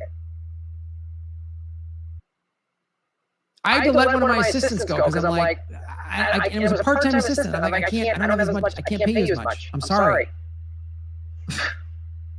And they love the show. I still want to help. I go, you can work and help whenever you want. I'm not going to tell you no, but I feel bad about you working for free. That's what YouTube has done. Cost people jobs. So that's what Activision is doing. Activision Blizzard has also engaged in union-busting activities with executives employing workers to consider the consequences of signing union authorization cards. Boy, we've heard Jeff Bezos has done that. Jeff Bezos who busts unions. Walmart too. Because who's going to pay for his cock rocket? Some bald jackass weasel to fly around the earth for 4 minutes in a cowboy hat and have employees that he pays to high-five him when he gets off his rocket. I'm an astronaut. No, you're not. No, you're not. You didn't go through NASA. You're not an astronaut. You're a rich kid who paid for a rocket. You're not an astronaut. Shut up. You have to earn the right to call yourself an astronaut. But in all fairness, let's not be too hard on Activision Blizzard. Because maybe they got a bust because maybe they're barely getting by. Maybe they're just a small mom and pop company. You know what I mean? Maybe they're just barely keeping the lights on, and these employees want unions are just costing them a lot of money. I mean, it's not like they just sold their company for $68.7 billion. Oh, wait, weird. Activision Blizzard Company sold to Microsoft to acquire the new video game company for $68.7 billion. Oh, so why are you busting unions again? Well, because how can the executives at either of these two filthy companies fly around in private jets? I mean, you expect them to what? Not take a helicopter to the private jet? I mean, what are they supposed to drive in, like a limousine or something? Like a goddamn savage? Like a filth? If you don't take a helicopter to your private jet, you're an animal. You're a disgusting gutter person. I mean, let's be honest here. Like a limousine. I'm going to take a limousine. I mean, I get out, like if a helicopter lands and you take a limousine just to cross the runway to get to the plane because you're not going to walk like some sort of savage refugee or something, that you might as well drink your own urine. So I get that, just like a couple hundred yards in a limousine, but a full, in a limo for like a half hour. Oh my God, that sounds horrible. Yeah. So there's another example of a unionizing corporation, somebody who's been unionized to try to strike, to try to acquire some money for their time in life. Their livelihood depends on their life to create these products.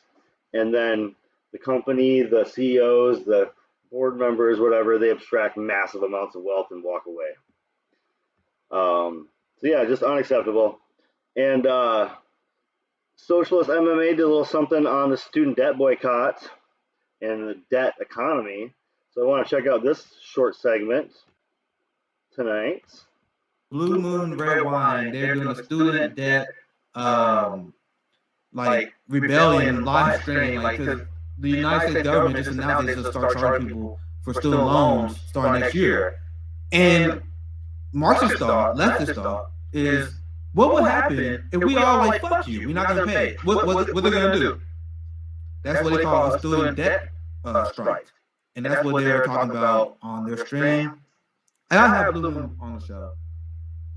But this only works if it's a coordinated thing. Like, if you think you're not going to take out institutions, I'm not going to pay my student loan. But we all have this set date. Like, they gave us, I don't remember the date. If you guys know the date, let me know. but they say January X, right?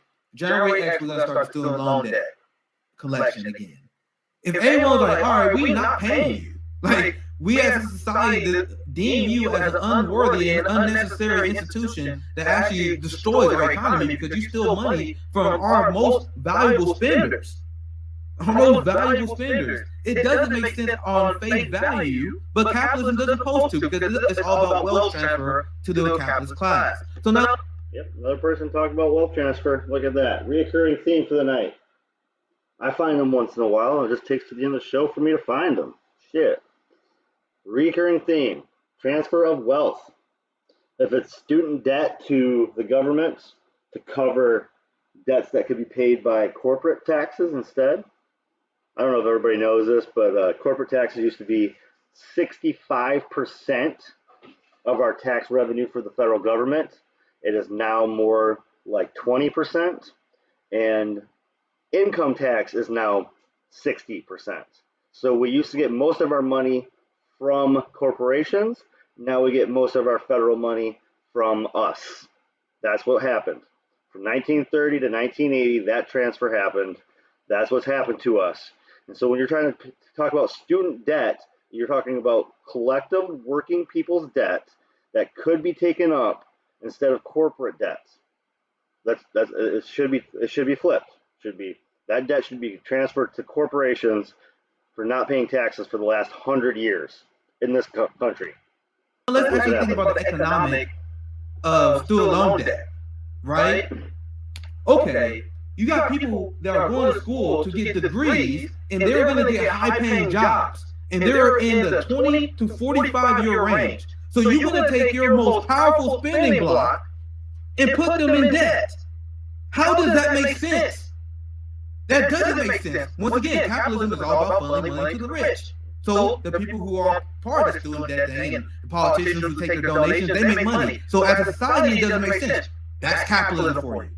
That's like you have no religion in this. I'm watching Blue Moon, their live stream, and Caleb, he brought an amazing point. Amazing point. Usury is like is a deadly sin among like Catholicism and Judaism and Christianity, like. And now we got modern day wage slaves, like people who are in massive amount of debt. So I don't want to hear anyone say they are a Christian person if they are supporting the establishment. There's so many hypocrisies to go there, but we just get started. That's just on usury laws. Like we don't let's not get started with anything else. You know how a rich man is what's the thing? I'm gonna butcher it. It's more likely to find a needle in a haystack than a rich man to go to heaven. A rich man, a camel is more likely to go through the eye of a needle than a rich man is able to get into heaven. I believe is the quote he's going for. That's what they say in your book. That's your book. It says that. The mindset is, if you're making a ton of money, why aren't you investing that into the poor people that are starving? Why are you not investing in society? So if you're dying a rich man, that means you're greedy, and that's part of the 7 deadly sins is greed. Oh, that's why. Okay, that was an interesting place to end that. So I had one more clip tonight. Let's see if it'll catch back up. Anytime when these things go to commercial, it kind of dies on me here. Yeah. So, I getting throttled here. Yeah, I keep freezing. Do one more clip before we close this up. I think my computer's overheating and I'm freezing. So let's try to get through one more bit. Lee Camp had the most censored stories of 2021. And that'll be our going out of the night. It's good to see you again. Welcome to Redacted Tonight. Every year I go over some of the most censored stories from the year before. I get these stories from Project Censored at projectcensored.org, which is an amazing effort that I wish I could tell you more about, but unfortunately the project is censored. It's appropriately named, much like Lil Wayne, who was both little and Wayne.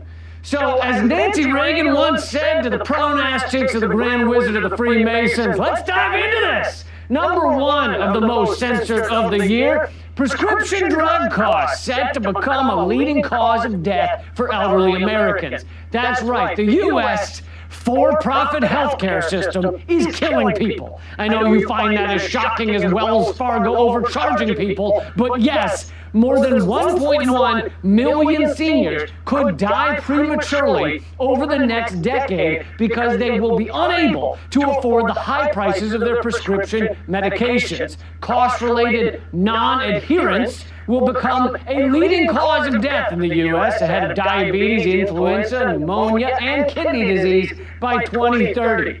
This is how fucking crazy our system is. Millions of seniors across America are currently thinking to themselves, I've been told to get this medication that will stop my seizures or keep my heart beating or decrease the odds I'll blow a vital organ out my catheter. But I can't afford it because it's thousands of dollars a month, so instead I'll simply lay a tarp down underneath me and take my chances.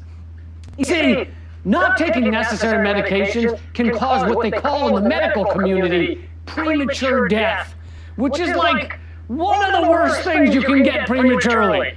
The only thing worse is premature creepy crawly infestation of the ball sack before exploding disorder. My cousin had that. In fact, they named it after him. What? He's Dutch. Next up in the year's most censored stories, the historic wave of wildcat strikes that are demanding worker rights. Now, if you're like me and you think wildcat strikes are when workers get together dressed like the Thundercats and smear their poo outside their boss's office, you're only half right. It does involve workers. A wildcat strike is a strike that is not approved by the union higher-ups. It's basically just workers getting together and saying, you know what? Fuck this! We've had enough! I'm not pouring one more coffee for a woman in Uggs whining that her half-calf latte has a third too much half-calf, which is not a solvable math equation! So I want 50 cents more an hour, which I think is very reasonable. Wildcat strikes have reached into the thousands over the past 2 years. Far more than the U.S. has seen in previous decades, and yet almost entirely... Like I say, we are there. We are ready. We are at the tipping point. We are so close to the tipping point. We just need, I don't know, we need a unifier. I think it's coming, but we need a unifier. Ignored by your garbage, propagandistic piles of mucus mainstream media that I am not a fan of. In fact, I'm taking my mainstream media fan club out of my wallet. That is very manly, even though there's a sticker of a K-pop band on it. Taking this out, and I am cutting it up right now, right here on live TV. Boom! Done with it. Shit, that's my credit card. Anyway, point still stands. Next up in the list of most censored stories of the year, journalists investigating financial crimes have been threatened by global elites. The Foreign Policy Center report reveals that global elites have been abusing their legal and financial powers by targeting reporters with defamation lawsuits, cease and desist letters, social media smear campaigns, trolling, verbal harassment, and even occasionally physical violence. Oh, so it's like the mafia or a drug cartel or the Girl Scouts if you don't buy their child labor cookies.